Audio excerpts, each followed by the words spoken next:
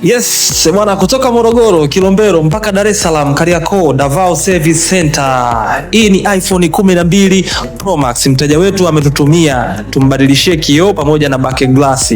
Kioo cha mbele hakitachi, pia kimetia mstari mweupe pembeni ambapo inabidi abadilishe kioo, aike kioo kipya.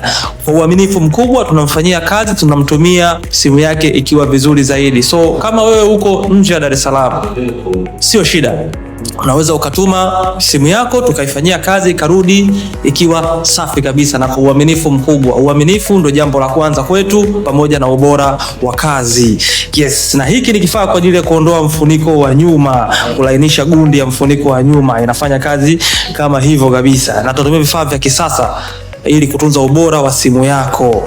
Yes, na hii hapo ndio mashine kwa ajili ya kuondoa back glass, then tukatoa back glass vizuri kabisa kwa uangalifu wa hali ya juu ili tusiharibu chochote kwenye simu yako.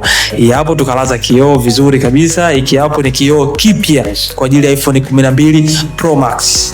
Kaiwasha simu imekaa vizuri kabisa na huu ndo muonekano wake, kimenyooka. Tukaweka back glass imekaa fresh kabisa, na hii ndo simu yetu, ina touch vizuri, iko fresh, inafanya kazi. Kama uko mbali, tuma simu yako tuifanyie kazi. Davao Service Center, karibu sana.